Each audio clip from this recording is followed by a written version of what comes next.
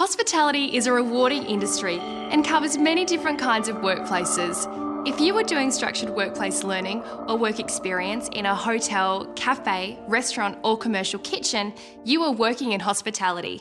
As with all industries, depending on whether you are doing structured workplace learning or work experience, there are certain things you can and cannot do. Generally, those doing work experience are there to observe, but may be given some simple tasks to carry out under supervision. Under no circumstances can anyone on work experience use dangerous equipment like a deep fryer, meat slicer or kitchen knife. Work experience students are also not to use any powered cutting equipment and are not allowed to cook without close supervision. Structured workplace learning students who are in the workplace to learn by taking part in work activity can use these machines under direct supervision, but only after they have been properly trained. Hi, I'm Paige Cooper, I'm 16 and I'm currently doing structured workplace learning at the Berwick Inn. I love cooking, I love cutting food, I love cooking food. I just love serving it up. We are not a fine dining restaurant, but a very good family bistro. We are open lunch and dinner 7 days a week. Structured workplace learning is when you work 1 day a week and it's a little bit more experience than work experience. You learn, but you get hands-on. Well, I really think young people need an opportunity, and I think that kind of program gives them the opportunity and to look at the future. And hospitality is a very good job and guaranteed of employment for a long time. When I'm on structured workplace learning, I usually do prep to start off, get all the food ready for service, and then they sometimes let me cook. They teach you how to use knives. You always got to be careful with knives because they are very, very sharp and you can cut yourself with just a slip. The sharper your knife is, the quicker and easier it is to cut right through your finger. They teach you how to use chopping boards, rock colours. They teach you slowly how to do it. They just don't make you do the hardest things and make you do service straight away. There's always someone with them to make sure that if they're about to do something wrong, that person's watching them. Whether it be myself or one of the other chefs, they're all qualified. So they'll work alongside with Paige on this bench.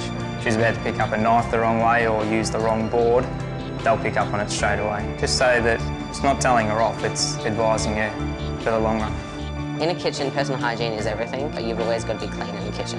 That is one of the main points of the hospitality industry is personal hygiene. A lot of the times when you're sick in the hospitality industry and in the kitchen, you usually shouldn't come to work because you're serving people food. It's the biggest way to transfer diseases. It's easier just not to come to work to be safe. We have very strong regulation about food safety. If they have any cuts on their finger, they should be covered. We use gloves.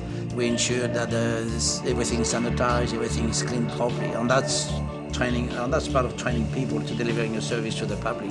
We have a chef uniform, which is a chef's jacket, which is double-breasted, so if we spill anything on ourselves, it doesn't go through as quick, so we kind of give ourselves extra protection. We have chef's pants, an apron, and non-slip shoes.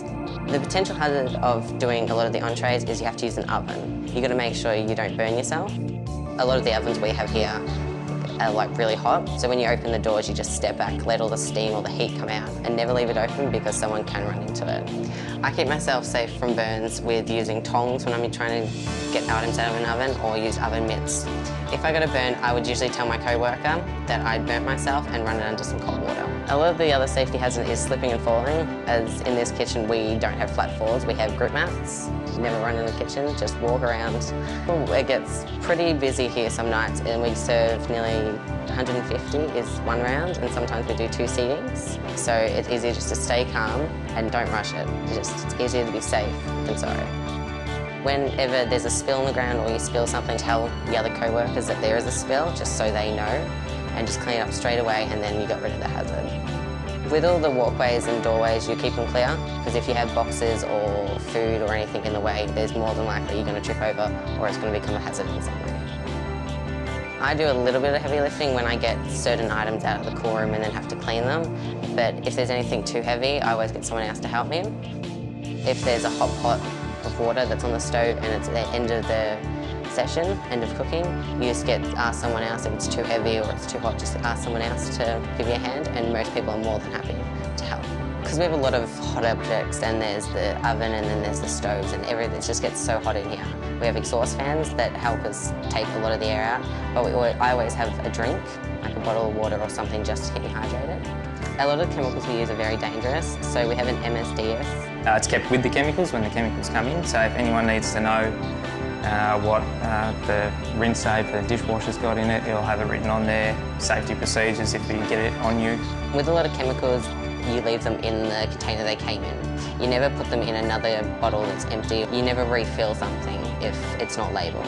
When a lot of people start, you feel you have to rush, you have to get everything out, you have to be perfect. That means you rush around, you hurt yourself. It's best to just take your time, be careful, be safe. To review, let's take a look at the common hazards in the hospitality industry.